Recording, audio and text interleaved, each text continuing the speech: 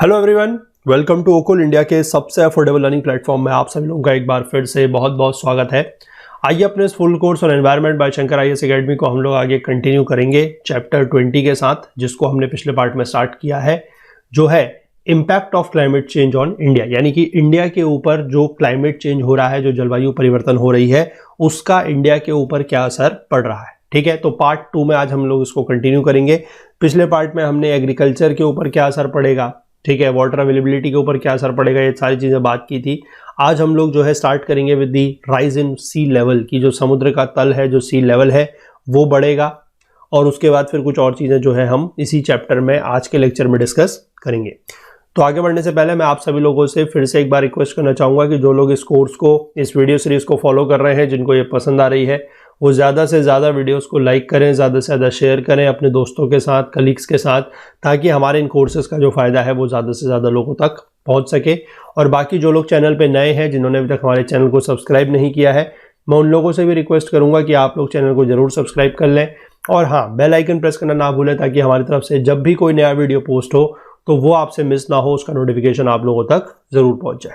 ठीक है, बाकी इस पूरे के पूरे वीडियो सीरीज का जो फुल कोर्स है वो हमारी वेबसाइट पर अवेलेबल है। वहां पर आपको सारे के सारे वीडियोस एड फ्री, बिना किसी एडवर्टाइजमेंट वगैरह के मिल जाएंगे। साथ ही साथ चैप्टर वाइज नोट्स मिल जाएंगे, चैप्टर वाइज क्विजेस जो है वो भी वहां पर अपडेट किए जा रहे हैं, सो दैट कि आप लोग अपने सब्जेक्ट की तैयारी जो है हमारे प्लेटफॉर्म के साथ कर सकें। तो उसके लिए आपको करना क्या है, उस कोर्स में एनरोल करने के लिए आपको नीचे डिस्क्रिप्शन में एक लिंक दिया हुआ है, उसके थ्रू जाके आप कोर्स में एनरोल कर सकते हैं, और ये सारे बेनिफिट्स का जो फायदा है वो आप वहां से उठा सकते हैं। बहुत ही रीजनेबल प्राइस में, अफोर्डेबल प्राइस में ये कोर्स जो है आप लोगों के लिए प्रोवाइड किया जा रहा है। तो आप लोग जाके एक बार नीचे डिस्क्रिप्शन में लिंक में जाइए और ज़रूर से इस वेबसाइट में जाइए, विजिट कीजिए और कोर्स में ज़रूर एनरोल कर लीजिए। ठीक है, चलिए फिलहाल हम लोग जो है अपना discussion on chapter 20 impact of climate change India को लेकर पार्ट 2 में कंटिन्यू करते हैं।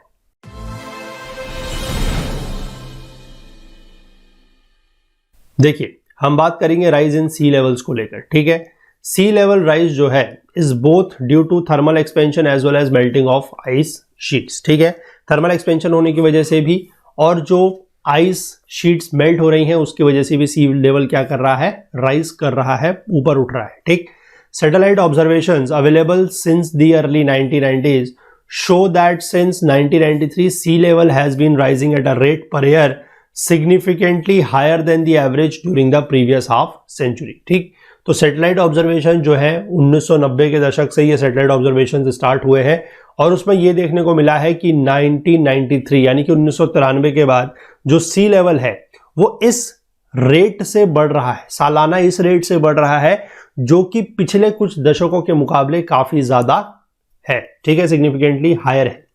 आईपीसीसी जो है वो प्रेडिक्ट करता है कि sea levels could rise rapidly with accelerated ice sheet disintegration. जो आइस शीट्स वगैरह होती हैं, जो वो पिघल रही है, डिसइंटीग्रेट हो रही है, तो उसकी वजह से क्या है कि सी लेवल जो है वो तेजी से राइज कर रहा है।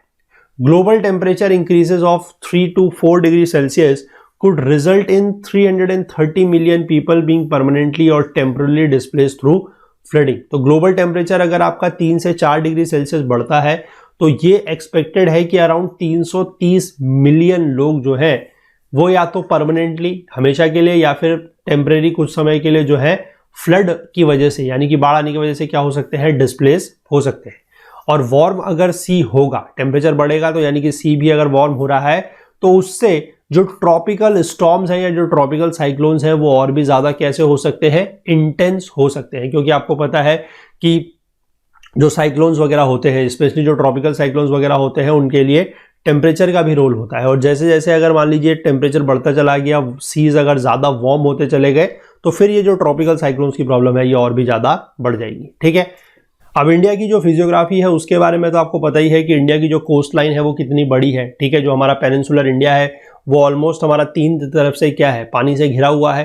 तो हमें ये जानना बहुत ज़रूरी है कि हमारे जो कोस्टल स्टेट्स होंगे उनके ऊपर क्या असर पड़ेगा। ठीक है, तो कोस्टल स्टेट्स हमारे जो महाराष्ट्र, गोवा और गुजरात के हैं, they face a grave risk from the sea level rise. यानी कि अगर समुद्र का जो लेवल है वो अगर बढ़ता है तो उससे इन राज्यों को स्पेसिफिकली जो है बहुत ज्यादा खतरा है। इससे क्या हो सकता है, which could flood the land. ठीक है, मतलब जमीन पर क्या हो सकती है, बाढ़ आ सकती है। एग्रीकल्चर लैंड में भी बाढ़ आ सकती है and cause damage to coastal infrastructure and other property, जो हमारा कोस्टल इंफ्रास्ट्रक्चर है और बाकी जो प्रॉपर्टी है उस पर भी नुकसान हो सकता है। गोवा में जो है नुकसान सबसे ज्यादा होने की आशंका है, losing a large percentage of its total land area including many of its famous beaches and tourist infrastructure. ठीक, तो गोवा में सबसे ज्यादा नुकसान होने का खतरा माना जा रहा है कि उससे क्या होगा कि जो इसका large percentage of total land area है वो भी लूज हो जाएगा, खत्म हो जाएगा, और इसके जो काफी सारे बीचेस हैं वो भी पानी में डूब जाएंगे, और जो टूरिस्ट इंफ्रास्ट्रक्चर है, क्योंकि गोवा में क्या है आपको पता है कि जो बीचेस वगैरह है वो एक बहुत ज़्यादा टूरिस्ट अट्रैक्शन की जगह है, अगर वहाँ पर बीचेस ही नहीं रहेंगे तो फिर टूरिस्ट इंफ्रास्ट्रक्चर नहीं रहेगा, है ना, तो ये भी दिक्कत की बात है। इसके बाद मुंबई का जो नॉर्दर्न सबर्बन एरिया है जैसे कि वर्सोवा बीच और अदर पॉपुलेटेड एरियाज हैं along the tidal mud floods और creeks are also vulnerable to land loss, वहाँ पर भी जो है लैंड लॉस हो सकता है, और सी लेवल बढ़ने की वजह से वहाँ पर भी जो फ्लडिंग है, जो बाढ़ वगैरह की खतरा है वो बढ़ सकता है। Flooding will displace a large number of people from the coast putting a greater pressure on the civic amenities and rapid urbanization. और ऑब्वियस सी बात है कि अगर कोस्टल एरियाज में बाढ़ आएगी तो वहां से लोग क्या होगा, कहीं और जगह जाएंगे। अब जहां पर इतनी ज्यादा पॉपुलेशन जो है कहीं और जगह पर जाएगी तो वहां पर भी फिर क्या होगा, प्रेशर पड़ेगा, है ना, क्योंकि हर एक एरिया की क्या होती है, रिसोर्सेज लिमिटेड होते हैं, कैरिंग कैपेसिटी होती है, अगर उससे ज्यादा वहां पर अगर लोग आ जाएंगे तो फिर प्रेशर तो पड़ेगा, है ना। Sea water percolation due to inundations can diminish fresh water supplies making water scarcer, ये तो वही बात है, ठीक है। सी वाटर परकोलेशन मतलब कि जो लो लाइंग एरियाज है वहां पर पानी भरेगा, फिर वो पानी जो है परकोलेट करेगा, यानी कि वो अंदर की तरफ को जाएगा, ग्राउंड वाटर में मिलेगा, और वो तो सी वाटर है। सी वाटर मतलब सेलाइन वाटर है, तो सेलाइन वाटर अगर जाएगा तो उससे क्या है कि जो फ्रेश वाटर की सप्लाई है वो और भी कम हो जाएगी, ठीक है। अब अगर हम बात करते हैं states along the coast like Orissa will experience worse cyclones, यहां पर जो है साइक्लोन्स जो है वो और भी ज्यादा क्या हो सकते हैं, वर्स हो सकते हैं। Many species living along the coast line are also threatened, और बहुत सारी स्पीशीज जो कोस्ट लाइन के अलोंग रहती है उनको भी नुकसान पहुंच सकता है। The coral reefs that India has in its biosphere reserves and are also saline sensitive and thus the rising sea level threatens their existence too, ठीक है। ये हमें पता है, कोरल रीफ्स वगैरह के बारे में हम बहुत डिटेल में पढ़ चुके हैं, और कोरल रीफ्स जो है वो भी सलाइन सेंसिटिव है, यानी कि अगर सैलिनिटी बढ़ती है तो भी उनको क्या होगा, नुकसान होगा। Not only the coral reefs but the phytoplanktons, the fish stocks and the human lives that are dependent on it are also in grave danger. तो सिर्फ कोरल्स को ही खतरा नहीं है, जो फाइटोप्लैंक्टन्स, जो फिश स्टॉक्स और बाकी जो ह्यूमन पॉपुलेशन या ह्यूमन लाइव्स जो इन चीजों के ऊपर निर्भर है, डिपेंडेंट है, उन पर भी खतरा वहां पर रहेगा, ठीक है। जो गेंजेस डेल्टा में जो लोग रहते हैं share the flood risk associated with rising sea level, यानी कि जो गंगा का डेल्टा है, यानी कि जहां से गंगा बेसिकली क्या होती है आपकी बे ऑफ बंगाल में मिलती है, उस जगह में भी, उस एरिया में भी जो लोग रह रहे हैं उन पर भी बाढ़ का खतरा बना रहता है। कैसे? सी लेवल बढ़ने की वजह से, ठीक है। इसके बाद अगर हम बात करते हैं इकोसिस्टम और बायोडाइवर्सिटी के ऊपर क्या असर पड़ेगा, तो climate change has the potential to cause immense biodiversity loss affecting both individual species and their ecosystems that support economic growth and human wellbeing, ठीक है।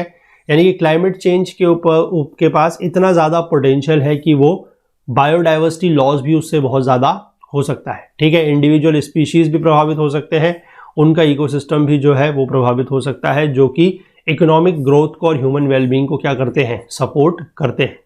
The projected extinctions of flora and fauna in the future will be human driven, यानी कि ये माना गया है कि आने वाले समय में अगर फ्लोरा और फौना जो है उनका एक्सटिंक्शन होगा, अगर वो विलुप्त होंगे तो वो ह्यूमन ड्रिवन होंगे, यानी कि वो adverse impact of human activities की वजह से ही होंगे।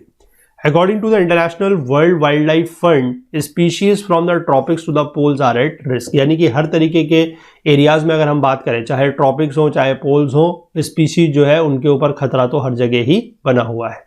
Many species may be unable to move to new areas quickly enough to survive changes that rising temperatures will bring to their historic habitats, यानी कि कहीं पर अगर कोई स्पीशीज रह रहे हैं जो उनका हिस्टोरिक हैबिटेट बना हुआ है, यानी कि जहां पर वो काफी लंबे समय से रह रहे हैं, वहां पर अगर टेम्परेचर एकदम से बढ़ता है तो क्या है कि कुछ स्पीशीज ऐसे होंगे जो नए एरियाज में एकदम से मूव नहीं कर पाएंगे, ठीक है।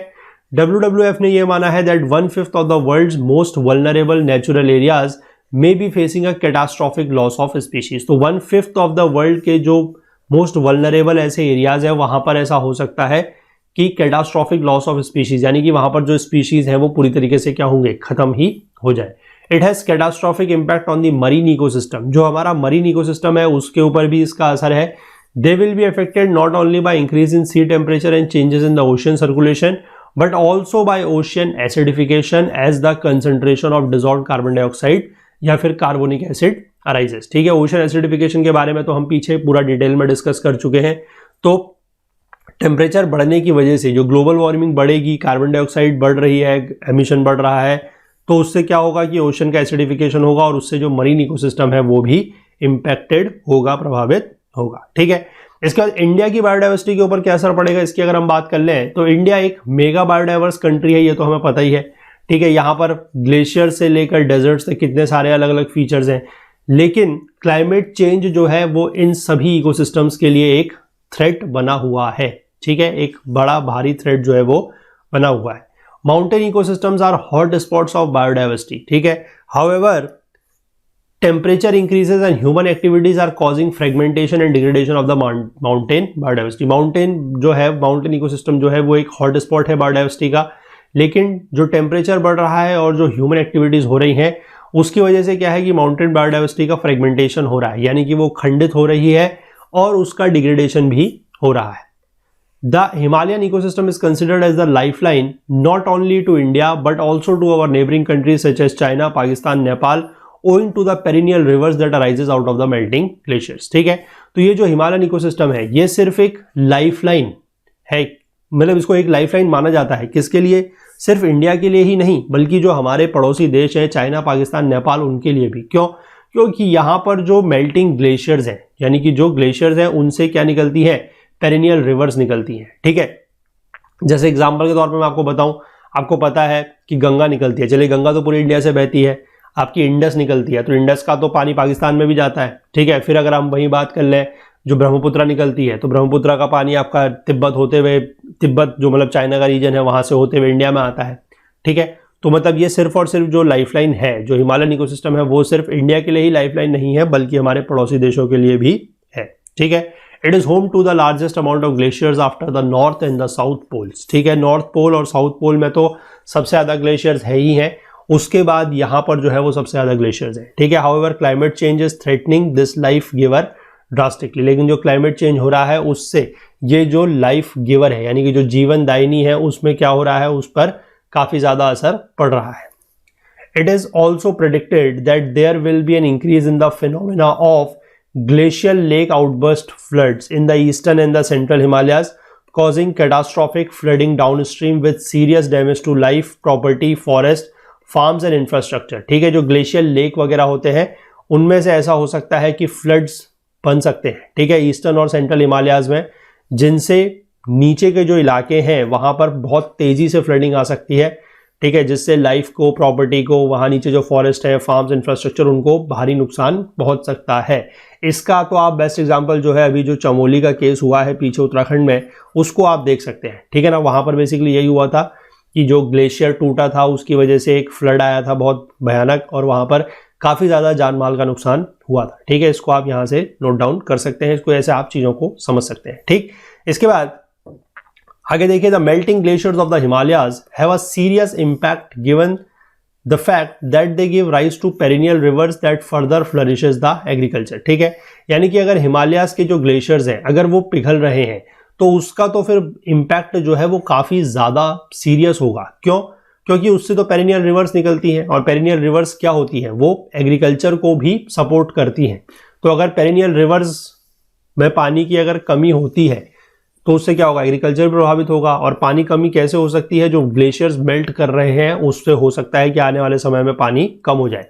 The Himalayan rivers are closely interlinked with the Indo Gangetic ecosystem which is primarily an agricultural ecosystem. Nearly 65 to 70% of Indians having agriculture as their primary occupation। ये वही बात है कि जो हिमालयन रिवर्स हैं वो इंडो गैंजेटिक का जो इकोसिस्टम है वहां पर उससे लिंक्ड है, इंटरलिंक्ड है। ठीक है, क्योंकि ये एक एग्रीकल्चरल इकोसिस्टम है, क्योंकि मैंने आपको बताया कि वो काफ़ी फर्टाइल एरिया है, वहाँ पर इस तरीके की नदियाँ वगैरह बहती है। आपको पता है पंजाब का रीजन है, दोआब रीजन है। ठीक है, तो वहाँ पर सारा का सारा बेसिकली क्या है कि एग्रीकल्चर ही पाया जाता है, एग्रीकल्चर ही वहाँ पर होता है।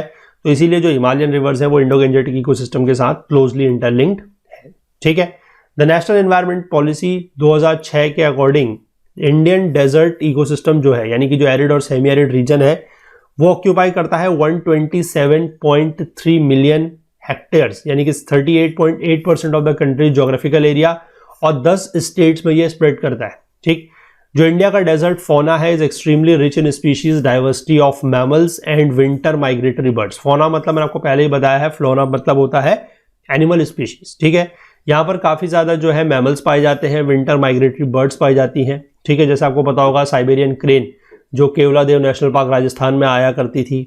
ठीक है, और रीसेंट स्टडीज में यह पाया गया है कि ये डेजर्ट्स जो है they have shown the science of expansion, यानी कि डेजर्ट क्या हो रहे हैं, फैल रहे हैं। ठीक है, और क्यों फैल रहे हैं, ऑब्वियस सी बात है, क्लाइमेट चेंज हो रहा है, पानी की कमी हो रही है, तो उस वजह से ये एक्सपेंड कर रहे हैं। इस प्रोसेस को बेसिकली बोला जाता है डेजर्टिफिकेशन, यानी कि जो आने वाले समय में हम लोग इसको देखेंगे। ठीक है, the climate patterns have altered the natural attributes of a desert region. For example the floods in the desert district of Barmer in Rajasthan in 2006। ठीक है, अब आप समझ सकते हैं कि राजस्थान में जो है वो बाढ़ आ रही है, तो ये सारा का सारा क्यों हुआ है, क्योंकि क्लाइमेट पैटर्न्स में जो है वो चेंजेस हुए हैं। Coastal and marine ecosystems are one of the assets of India. ये तो हमें पता है कि जो हमारा कोस्टल और मरीन इकोसिस्टम है वो हमारे लिए एक क्या है, एक एसेट की तरह है। जो हमारे मैनग्रोव फॉरेस्ट हैं, जो वेटलैंड्स हैं रिवर्स के, and the coast act as carbon sink, ये तो कार्बन सिंक की तरह काम करते हैं, as well as they are the habitat for a unique and diverse species of plants and animals. क्योंकि मैंने आपको बताया है कि जो ये वेटलैंड्स वगैरह है, यहाँ पर बायोडाइवर्सिटी क्या होती है, बहुत ज्यादा होती है। ठीक है, और बायोडाइवर्सिटी ज्यादा होने की वजह से यहाँ पर प्लांट और एनिमल्स स्पीशीज की बहुत ज्यादा डाइवर्स क्या पाई जाती है, स्पीशीज या प्रजातियां पाई जाती हैं। ठीक, तो दो चीज तो ये हो गई कि यहाँ पर यूनिक और स्पीशीज डाइवर्स स्पीशीज का हैबिटेट है और कार्बन सिंक की तरह काम करता है। तीसरा एक और है, वो क्या है कि वेटलैंड जो है वो फ्लडिंग के खिलाफ एक नेचुरल बैरियर का काम करता है। ठीक, साइक्लोन्स के खिलाफ और फ्लडिंग के खिलाफ भी नेचुरल बैरियर का काम करता है। The most explicit event in the perspective of climate change affecting the marine ecosystem is the example of coral bleaching. Coral bleaching की बात भी हमने समझी है कि अगर क्लाइमेट चेंज होता है, टेम्परेचर बढ़ता है, तो किस तरीके से जो कोरल ब्लीचिंग वगैरह होती है, यानी कि कोरल का जो डीकलरेशन होता है, वो चीजें हम पीछे समझ चुके हैं, वो भी एक इसका एग्जाम्पल ही है। ठीक है, in the peninsular India even the rivers of the peninsula are dependent on the monsoon. वो तो वैसे भी क्या है, पेरिनियल रिवर्स तो है नहीं, ठीक है, मानसूनल रिवर्स है, तो वो मानसून के ऊपर डिपेंड करती है। Thus the peninsular ecosystem is basically a monsoon dependent ecosystem। तो ये एक तो मानसून डिपेंडेंट इकोसिस्टम ही हो गया। India is heavily dependent on the monsoon to meet its agricultural and water needs and also for protecting and propagating its rich biodiversity। ठीक है, India तो मैंने आपको पहले ही बताया कि मानसून के ऊपर काफी ज्यादा प्रभाव मतलब निर्भर करती है अपनी एग्रीकल्चर के लिए, अपनी वाटर नीड्स के लिए, और साथ ही साथ अपने जो डाइवर्सिटी है उसको प्रोटेक्ट करने के लिए भी और उसको प्रोपोगेट करने के लिए भी। Climate change is linked with the changing patterns observed in the monsoons of India. और क्लाइमेट चेंज ही जो है इसका एक मुख्य कारण माना जा रहा है कि जो हमारे मानसून में कुछ पैटर्न में चेंज आ रहा है, उसका मुख्य कारण क्या है, क्लाइमेट का चेंज ही माना गया है। ठीक, इसके बाद अगर हम बात करते हैं क्लाइमेट चेंज का हेल्थ के ऊपर क्या असर है। ठीक है, climate change poses a host of threats to the survival of mankind. देखिए, each year about 8 lakh people, या आप कह सकते हैं 800,000 पीपल जो हैं, they die from causes attributable to air pollution, यानी कि एयर पोल्यूशन की वजह से उनकी मृत्यु हो जाती है, दे डाई। ठीक है, 1.8 मिलियन जो है वो डायरिया से, और डायरिया से क्यों, क्योंकि resulting from lack of access to clean water supply, यानी कि उनको क्लीन वाटर नहीं मिलता, उसकी वजह से उनको डायरिया होता है, और डायरिया होने की वजह से लगभग 1.8 मिलियन लोग जो है वो डेथ कर जाते हैं। ठीक है, प्रॉपर सैनिटेशन नहीं है, पुअर हाइजीन नहीं है, इस वजह से भी 3.5 मिलियन जो है वो माल न्यूट्रिशन से, और लगभग 60,000 जो है वो नेचुरल डिजास्टर से। ठीक, a warmer and more variable climate would result in higher levels of some air pollutants. अब अगर हमारा जो क्लाइमेट चेंज होगा, या आप कह सकते हैं कि क्लाइमेट अगर वार्मर होगा तो एयर पॉल्यूटेंट्स बढ़ेंगे। ठीक है, वाटर अगर अनक्लीन होगा, यानी कि अगर स्वच्छ जल नहीं होगा, निर्मल जल नहीं होगा, तो उससे क्या है कि ट्रांसमिशन ऑफ डिजीजेस बढ़ेंगी। ठीक है, कंटेमिनेटेड फूड अगर होगा तो उसकी वजह से भी क्या होंगी, बीमारियां और ज्यादा बढ़ेंगी। तो climate change has a direct impact on human health. Human health के ऊपर तो इसका जो है वो सीधा असर देखने को मिल रहा है। For example warmer the climate the livelihoods of it impacts on human health becomes worse, यानी कि उसका जो असर हो रहा है ह्यूमन हेल्थ के ऊपर वो क्या हो रहा है, वो और भी ज्यादा बुरा असर हो रहा है. It is anticipated that there will be an increase in the number of deaths due to greater frequency and severity of heat waves and other extreme weather events. ठीक है, यानी कि ये माना जा रहा है कि अगर इसी तरीके से जो क्लाइमेट है वो चेंज हो रहा है, होता गया या वार्म होता चला गया, तो उससे जो हीट वेव्स वगैरह है, ठीक है, उनकी फ्रीक्वेंसी और उनकी सीवियरिटी बढ़ने की वजह से क्या होगा कि जो नंबर ऑफ डेथ्स है वो बढ़ेगी. और बाकी जो एक्सट्रीम वेदर इवेंट्स है जैसे कि फ्लड्स है, ड्राउट्स है, इनसे भी क्या होगा कि जो नंबर ऑफ डेथ्स है वो बढ़ सकती है. Climate change and the resulting higher global temperatures are causing increasing frequency of floods and droughts leading to the risk of disease infection. मैंने आपको बता दिया कि जैसे जैसे हमारा क्या हो रहा है, क्लाइमेट चेंज हो रहा है, ग्लोबल टेम्परेचर बढ़ रहा है, तो उससे फ्लड्स और ड्राउट्स के जो फ्रीक्वेंसी है, मतलब अब पहले से इतना फ्रीक्वेंट नहीं सुनाई देता था कि फ्लड आ रही है या ड्राउट आ रहा है, लेकिन अब ये चीज़ें जो है काफ़ी ज़्यादा रेगुलर सी हो गई हैं, फ्रीक्वेंट हो गई हैं. तो इससे भी क्या हो रहा है कि डिजीज इन्फेक्शंस का जो रिस्क है वो बढ़ रहा है. Lack of fresh water during droughts and contamination of fresh water supplies during floods compromise hygiene thus increasing rates of diarrhoeal diseases. ठीक है, अब जिस समय सूखा पड़ता है तो उस समय तो फ्रेश वाटर क्या हो जाएगा, कम हो जाएगा, और जिस समय बाढ़ आती है उस समय क्या होगा, फ्रेश वाटर जो है वो गंदा हो जाएगा, है ना, कंटेमिनेशन हो जाएगा.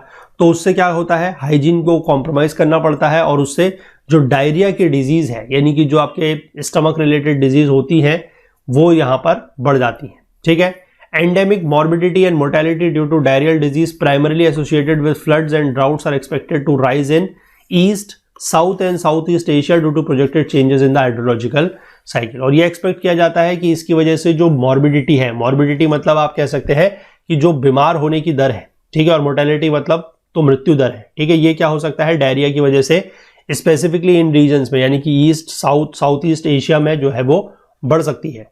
Flooding also creates opportunities for breeding of disease carrying insects such as mosquitoes. और अगर फ्लडिंग होती है, क्योंकि आपको पता है, जैसे आप न्यूज़ वगैरह में भी सुनते होंगे कि बाढ़ आ गई है, फिर उसके बाद कई दिनों तक वहाँ पर किसी एरिया में पानी जो है वो इकट्ठा है, और पानी अगर इकट्ठा होगा तो उसमें क्या होगा कि इस तरीके के जो डिजीज कैरिंग इंसेक्ट्स है जैसे कि मॉस्किटोज वगैरह वहाँ पर पनप सकते हैं. ठीक है, इसके बाद है areas affected by frequent floods and drought conditions also witness large scale migration of populations to relatively stable regions leading to overcrowding and unhygienic conditions resulting in transmission of diseases like Japanese encephalitis and malaria. ठीक है, अब किसी area में अगर flood आ रहा है या drought आ रहा है तो वहां पर क्या होगा कि वहां पर तो लोग रहेंगे नहीं. ठीक है, लोग जो है वहां से पलायन करेंगे, माइग्रेशन करेंगे, और वो कैसा होगा, लार्ज स्केल पर होगा. लार्ज स्केल पर अगर माइग्रेशन हो रहा है जो कि रिलेटिव स्टेबल रीजन्स में जाएंगे, तो उससे ये जो स्टेबल रीजन है वहां पर क्या हो जाएगी, वहां पर भीड़ हो जाएगी, ओवरक्राउडिंग हो जाएगी, अनहाइजेनिक कंडीशंस हो जाएगी. ठीक है, और फिर वहां पर जो इस तरह की बीमारियां हैं जैसे कि जैपनीज एंसेफेलाइटिस है, ठीक है, जिसको बेसिकली आप लोग दिमागी बुखार के नाम से जानते हैं, है ना, जैपनीज एंसेफेलाइटिस है, मलेरिया है, वो भी बढ़ सकता है. ठीक है, इसके बाद climate change is a major factor in the spread of infectious diseases. Climate change जो है वो इन्फेक्शियस डिजीजेस के फैलने के लिए भी एक मेजर फैक्टर है. Diseases confined to one specific geographic region spread जो है वो अदर एरियाज में कर जाएगा. जो WHO है, that is the World Health Organization, in their studies have indicated that due to rising temperature malaria cases are now being reported for the first time from countries like Nepal and Bhutan. तो इस तरीके का WHO ने अपनी studies में ये चीज पाई है कि टेम्परेचर बढ़ने की वजह से क्या हुआ है कि नेपाल और भूटान में पहले मलेरिया के केसेस नहीं होते थे, लेकिन अब वहां पर भी जो है इस तरीके के केसेस देखने को मिल रहे हैं. It has also been predicted that an additional 220 to 400 million people could be exposed to malaria, a disease that claims around 1 million lives annually. ठीक है, ये एक अनुमान किया जा रहा है, प्रेडिक्ट किया जा रहा है कि अगर ऐसे ही चीजें चलती गई तो हो सकता है कि आने वाले समय में साल में 220 से 400 मिलियन लोग जो है वो मलेरिया के शिकार हो जाए. ठीक है, और मलेरिया जो है आज की डेट में अगर हम बात करें तो लगभग 1 मिलियन लोग तो जो है इसकी वजह से जान गंवाते ही है. मतलब ये पूरा का पूरा ओवरऑल इंडिया का नहीं है, ये पूरा का पूरा आपका वर्ल्ड का डेटा है. ठीक है, इसके बाद dengue fever is already evidence at higher levels of elevation in Latin America and parts of Asia. तो डेंगू फीवर भी होता है. डेंगू आपको पता ही है मच्छर वगैरह काटने से होता है ना. Studies suggest that climate change may swell the population at risk of malaria in Africa by 90 million by 2030, global population at risk of dengue by 2 billion by 2080s। ठीक है, ये डेटा वगैरह जो है इतना आपको ये वैल्यू वगैरह इतना ज़्यादा याद रखने की जरूरत नहीं है, एग्जाम में नहीं आएगा। ठीक है, इसके बाद rising temperature and changing patterns of rainfall are projected to decrease crop yields in many developing countries stressing food supplies. ये तो ऑब्वियस ही बात है कि अगर टेम्परेचर बढ़ रहा है और रेनफॉल का पैटर्न में अगर चेंज आ रहा है तो उससे क्या होगा, जो क्रॉप की यील्ड है वो क्या हो जाएगी, पैदावार कम हो जाएगी डेवलपिंग कंट्रीज में, और फूड सप्लाई के ऊपर क्या होगा, स्ट्रेस आएगा। This will ultimately translate into wider prevalence of mall nutrition और अंडर न्यूट्रिशन। तो माल न्यूट्रिशन और अंडर न्यूट्रिशन की जो प्रॉब्लम है वो यहाँ पर बढ़ेगी। अगर अफ्रीकन कंट्रीज की हम बात करते हैं तो जो यील्ड है from rain fed agriculture could be reduced up to 50% by 2020। तो वहां पर ये माना गया है कि कुछ अफ्रीकी देशों में ऐसा भी हो सकता है कि जो रेन फेड यानी कि जो बारिश से जो एग्रीकल्चर हो रही है उसकी जो यील्ड है, जो पैदावार है, वो लगभग 50% तक कम हो जाए। इसके बाद emission of greenhouse gases have been responsible for the depletion of ozone layer. इसको तो हम पिछले चैप्टर में बहुत डिटेल में डिस्कस कर चुके हैं कि किस तरीके से जो ग्रीन हाउस गैसेज हैं उसके एमिशन होने की वजह से हमारा जो ओजोन लेयर है वो डिप्लीट कर रही है। और ओजोन लेयर क्यों इंपॉर्टेंट है ये तो हमें पता ही है कि वो अर्थ को प्रोटेक्ट करती है from the harmful direct rays of sun, या फिर हम इसको अगर हम मोर स्पेसिफिक बात करें तो यूवी रेज, जो अल्ट्रावायलेट रेज है उससे। Depletion of stratospheric ozone results in higher exposure to the ultraviolet rays of the sun leading to an increase in the incidence of skin cancer. यानी कि अगर जो हमारे स्ट्रेटोस्फेरिक ओजोन है, यानी कि जो स्ट्रेटोस्फेयर लेयर होती है एटमॉस्फेयर की, उसमें जो ओजोन पाया जाता है अगर वो डिप्लीट हो रहा है, वो कम हो रहा है, तो उससे क्या होगा कि अल्ट्रावायलेट किरणें जो है हम लोग ज्यादा एक्सपोज हो जाएंगे to the ultraviolet rays of the sun, और जिससे स्किन कैंसर की जो घटनाएं हैं वो बढ़ सकती हैं। It could also lead to an increase in the number of people suffering from eye diseases such as cataract. ठीक है, और इससे यह भी हो सकता है कि जो लोग आई डिजीजेस से सफर कर रहे हैं उनकी संख्या बढ़ जाए। It is also thought to cause suppression to the immune system, और इससे जो हमारा इम्यून सिस्टम है वो भी क्या हो सकता है, कमजोर पड़ सकता है।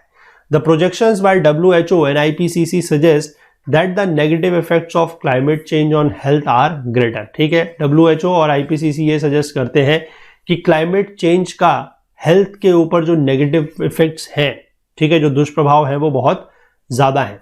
In addition the negative effects are concentrated on poor populations that already have compromised health prospects. ठीक है, और जो देखिए ये तो ऑब्वियस ही बात है कि अगर कोई भी चीज बुरी हो रही है या किसी भी चीज का अगर नुकसान हो रहा है तो वो जो पुअर पॉपुलेशन है उसी के ऊपर ज्यादा असर पड़ेगा। ठीक है, क्योंकि जो अमीर आदमी है उसको तो क्या फर्क पड़ेगा, अगर वो बीमार हो भी गया, ठीक है, उसको महंगी दवाई खानी पड़ रही है या उसको महंगे अस्पताल में जाना पड़ रहा है तो वो तो जा सकता है, सारी फैसिलिटीज वो ले सकता है, लेकिन बेचारा अगर बीमार होता है तो मरेगा कौन या तकलीफ में कौन आएगा, जो गरीब आदमी होगा वही। ठीक है, तो ये चीज यहाँ पर लिखी गई है। तो इससे क्या हो रहा है कि जो मोस्ट और लीस्ट प्रिविलेज्ड है, यानी कि जो मोस्ट पुअर कह सकते हैं या जो मोस्ट आप कह सकते हैं वेल्दी है, उनके बीच में जो एक गैप है वो बढ़ रहा है। The balance of positive and negative health impacts will vary from one location to another and will alter over time as temperature continue to rise। ठीक है, जो नेगेटिव और पॉजिटिव हेल्थ इंपैक्ट्स हैं वो हर जगह एक से नहीं होंगे, किसी लोकेशन में अलग तरीके के होंगे, किसी दूसरे लोकेशन में अलग तरीके के होंगे, और ये एक जैसे भी नहीं रहेंगे, समय के साथ साथ ये बदलते जाएंगे। जैसे जैसे टेम्परेचर बढ़ता चला जाएगा तो जो इफेक्ट्स हैं या इम्पैक्ट्स हैं वो भी चेंज करेंगे। ठीक है, तो आई होप कि ये चैप्टर आपको बिल्कुल अच्छे से क्लियर हो गया होगा, है ना। काफ़ी अच्छा चैप्टर था और मैंने आपको पहले ही बताया था पिछले लेक्चर में भी कि इसमें कुछ पॉइंट्स ऐसे हैं जो आप लोगों को ज़रूर पता होने चाहिए। मतलब ओवरऑल तो पूरा ही समझने लायक चैप्टर है, लेकिन कुछ कुछ पॉइंट्स जो है वो बहुत ज़्यादा इंपॉर्टेंट है, वो आपको पढ़ के ज़रूर समझ में आ रहे होंगे कि कौन से पॉइंट्स हैं कि अगर क्लाइमेट चेंज हो रहा है तो उससे क्या असर पड़ेगा। ठीक है, एग्रीकल्चर के ऊपर क्या असर पड़ेगा, प्रोडक्टिविटी कैसे कम होगी। ठीक है, जो हमारे ट्रॉपिकल साइक्लोन्स हैं जैसे बात करें तो वो क्यों बढ़ जाएंगे, ट्रॉपिकल साइक्लोन्स क्यों बढ़ जाएंगे, क्योंकि सीज जो है वो गर्म हो जाएंगे, वार्मर सीज हो जाएंगे। ठीक है, तो ये ओवरऑल चीज़ें जो है आपको समझ में आनी चाहिए। ठीक, तो इस चैप्टर में इतना ही है, अगले चैप्टर को हम लोग जो है अगले लेक्चर से स्टार्ट करेंगे। ठीक है, चलिए। तो कंटेंट रिलेटेड अगर आपको कोई भी डाउट होता है तो आप हमारा टेलीग्राम ग्रुप जो है that is Okul GS UPSC discussion forum, इसको ज्वाइन कर सकते हैं। और अपने जो भी डाउट्स, जो भी क्वेरीज हैं, आप वो वहाँ पर हमसे पूछ सकते हैं। इसका लिंक आपको नीचे डिस्क्रिप्शन बॉक्स में मिल जाएगा, या फिर आप इसको टेलीग्राम में सर्च करके भी ज्वाइन कर सकते हैं, या फिर आप वीडियो के नीचे जो कमेंट सेक्शन होते हैं वहाँ पर भी अपने डाउट्स और अपने क्वेरीज हमसे पूछ सकते हैं। अपने फीडबैक देना ना भूलिएगा, सो दैट कि उनके आधार पर अगर किसी चेंज की, किसी परिवर्तन की अगर ज़रूरत होगी तो वो हम ज़रूर अपने आने वाले लेक्चर्स में, आने वाले कोर्सेज में ज़रूर इंप्लीमेंट करेंगे। बाकी इस पूरे के पूरे वीडियो सीरीज़ का जो फुल कोर्स है वो हमारी वेबसाइट पर अवेलेबल है। वहाँ पर आपको सारे के सारे वीडियोस, साथ ही साथ chapter wise notes, chapter wise quizzes जो है वो मिल जाएंगे। उसके लिए आपको करना क्या है, नीचे डिस्क्रिप्शन में जो लिंक दिया हुआ है वहाँ पर जाके कोर्स में एनरोल कर लेना है। कोर्स को एनरोल करने में, कोर्स को परचेस करने में, एक्सेस करने में हमारी वेबसाइट के थ्रू अगर आपको कोई भी टेक्निकल क्वेरी आप फेस करते हैं तो आप हमसे आइदर व्हाट्सएप के थ्रू इस नंबर पर, या फिर हमारी जो ईमेल आईडी है दैट इज support@ukul.co, वहाँ पर कांटेक्ट कर सकते हैं। बाकी हमसे ज़्यादा जुड़ने के लिए आप हमें सोशल मीडिया में, यानी कि फेसबुक, इंस्टाग्राम, लिंक्डइन, ट्विटर, सब जगह पर फॉलो कर सकते हैं। ठीक है, तो मिलेंगे अगले लेक्चर में नए चैप्टर के साथ। तब तक के लिए अपना बहुत बहुत ध्यान रखिएगा। Please do take care of yourself. Thank you, have a nice day, bye bye.